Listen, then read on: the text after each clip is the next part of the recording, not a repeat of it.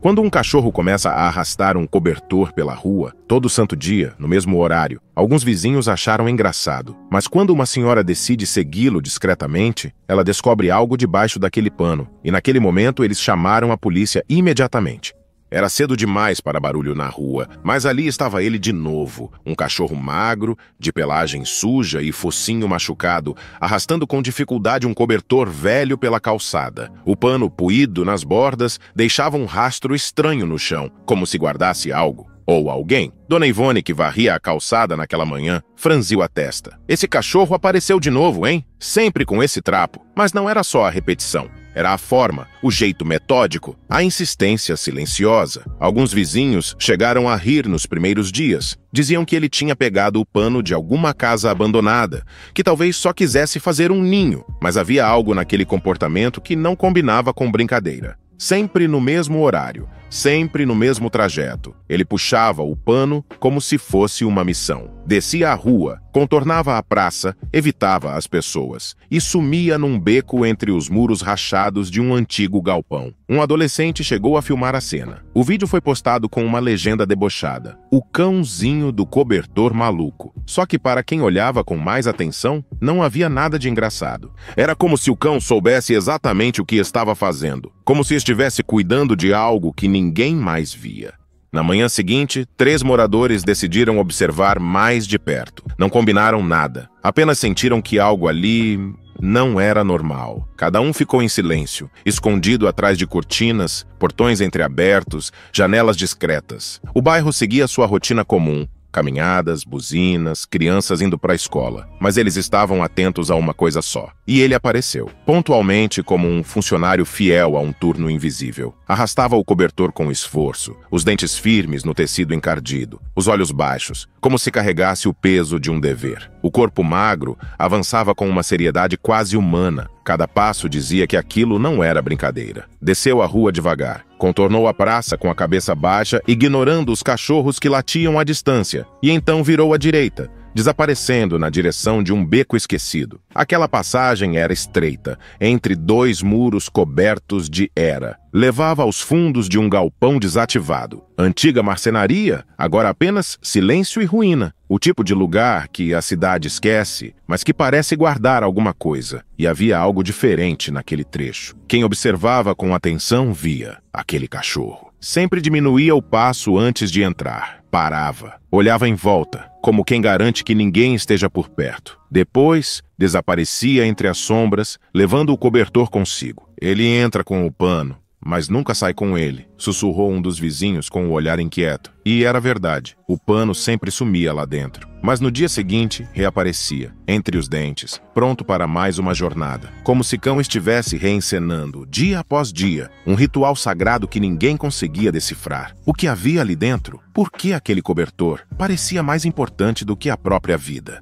2 dias depois, Dona Lourdes, moradora antiga da rua, decidiu fazer o que ninguém ainda tinha feito. Seguir o cachorro até o fim. Sem alarde, esperou ele passar. O cão, como sempre, puxava o cobertor com esforço, dobrava a praça, ignorava as pessoas. Mas naquela tarde parecia mais aflito, mais rápido. Lourdes seguiu a distância, segurando o guarda-chuva fechado como se fosse uma bengala. A cada passo, o beco parecia mais escuro. O cheiro mudava. O chão ficava úmido. O silêncio apertava o peito. Então, ela o viu. Ali, entre as pilhas de entulho e pedaços de madeira, o cachorro parou. Com delicadeza, puxou o cobertor para um canto e o esticou no chão com o focinho. Depois, circulou 2 vezes ao redor de algo e se deitou. Foi quando Lourdes percebeu. Havia um volume debaixo do pano. Não grande, mas claramente algo vivo. Ela deu um passo e o cão levantou de súbito. Não latiu, não avançou, mas posicionou-se firme entre ela e o cobertor, como um guarda. Seus olhos diziam, não toque. E então, o pano se mexeu. Um movimento sutil, involuntário,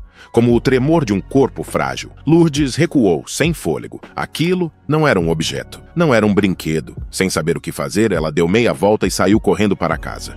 Naquela noite, Dona Lourdes não dormiu. A imagem do cobertor se movendo, o olhar do cachorro, tudo voltava à cabeça como um pesadelo que não acabava ao abrir os olhos. Na manhã seguinte, ainda trêmula, bateu à porta do seu vizinho Júlio, um aposentado conhecido por nunca dizer não a um pedido. Preciso que venha comigo. Traga uma lanterna. Não explicou, só pediu. E ele foi. Ao se aproximarem do beco, o ar parecia mais pesado que no dia anterior. O cachorro já estava lá, deitado ao lado do cobertor, imóvel, como se vigiasse um segredo sagrado. Dessa vez, o cão não se levantou. Apenas observou os dois se aproximarem, os olhos cansados, mas firmes. Não havia mais ameaça. Havia confiança? Júlio acendeu a lanterna e abaixou-se. Com cuidado, levantou a ponta do pano. O que viram tirou-lhes o chão. Ali, encolhida, com os joelhos junto ao peito e os cabelos embaraçados cobrindo o rosto, estava uma criança, pequena, frágil, com os lábios rachados e os olhos fechados. Respirava, mas mal. O cachorro olhou de volta para Lourdes. Não latiu, não abanou o rabo. Apenas deitou-se outra vez bem próximo à menina. Eles chamaram a ambulância. E enquanto esperavam, Lourdes se ajoelhou. Colocou a mão no ombro do cachorro e murmurou: "Obrigada por não ter desistido dela." Quando os paramédicos chegaram, um deles, ao ver a cena, sussurrou: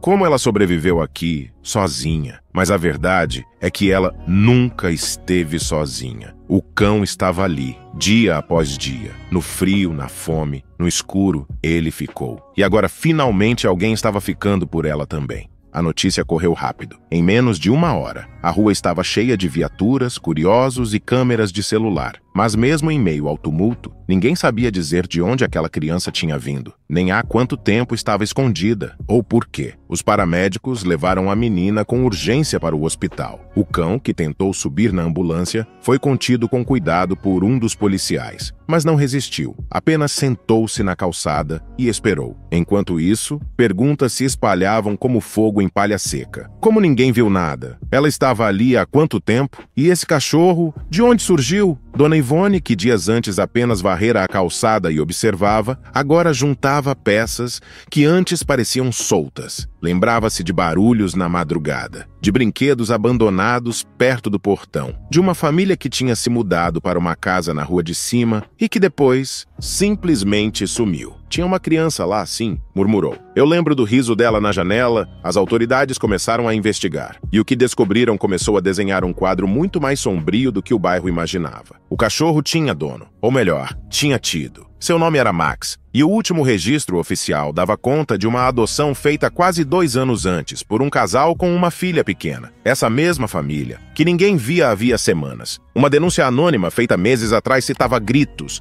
maus tratos, suspeita de abandono. Mas, na época, não encontraram nada de concreto. Agora, com a criança em estado grave e o cachorro como única testemunha viva, tudo voltava à tona. O que parecia um caso isolado começava a revelar uma história, esquecida em silêncio. Um silêncio que talvez tivesse começado bem antes, na primeira foto, na primeira promessa. Nos registros da ONG de adoção, havia uma foto antiga. Max ainda era um filhote, com os olhos grandes e curiosos, deitado ao lado de uma garotinha de cachinhos dourados. Ambos sorriam, como se o mundo fosse simples. A legenda dizia: "Novo lar, nova chance." Mas aquela promessa foi quebrada em silêncio. Após a adoção, a família desapareceu das redes sociais, parou de atender ligações, ignorou as visitas de acompanhamento. Uma assistente social tentou contato. Nada. O nome de Max, sem atualizações, foi arquivado, como tantos outros. Até agora. Com o resgate da menina, a polícia voltou à casa onde a família havia morado. De fora, tudo parecia normal, mas ao forçar a porta, o cheiro azedo de abandono tomou o ar. Brinquedos infantis espalhados, louça empilhada na pia, roupas largadas pelos cantos. Aquela casa não era apenas vazia, era interrompida. Nos fundos, sob a varanda, encontraram restos de comida, tecidos sujos e marcas de patas. Ali era onde Max dormia. Ali ele esperava. Foi no quarto do casal que encontraram algo ainda mais revelador. Um celular antigo, escondido entre roupas velhas. A bateria ainda funcionava. 2 vídeos salvos. No primeiro, a imagem tremia. A voz da menina era fraca, mas clara. "Tô com fome hoje, mas Max achou pão. Ele comeu metade. A outra eu escondi para amanhã." Silêncio. Ela acariciava o focinho do cachorro. "Mamãe foi embora. Papai trancou a porta. Disse que se eu gritar, vão levar o Max embora." O segundo vídeo era mais curto. "Hoje choveu. Max ficou molhado, mas me cobriu com o pano. Acho que ele não gosta de chuva, mas gosta de mim. Os policiais pararam. Não havia gritos, nem pedidos de socorro, apenas o registro cru de uma sobrevivência. Não por causa de um adulto, não por sorte, mas por um cão que se recusou a ir embora. A vizinhança também começou a lembrar. Max era visto rondando a casa, tentando entrar, arrastando brinquedos antigos. As pessoas viam, mas não entendiam. Agora, com a verdade diante dos olhos, tudo se encaixava. Mas o mais impressionante ainda estava por vir.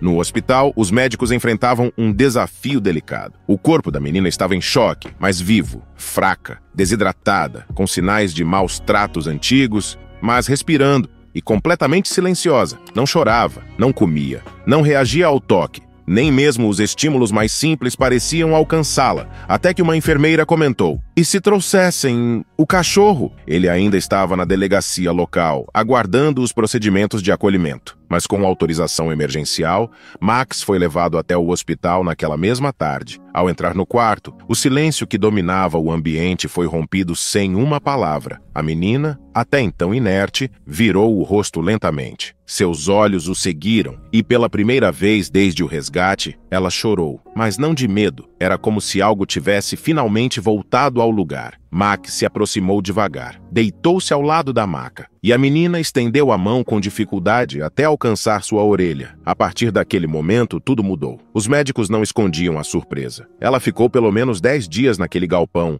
Qualquer adulto teria sucumbido, mas ela não estava sozinha. Nos exames, traços de alimentos diferentes, restos de lixo urbano, biscoitos velhos, farelo de arroz, pedaços de fruta. O padrão era claro. Alguém alimentou ela aos poucos. Alguém dividiu tudo o que tinha. Máximo.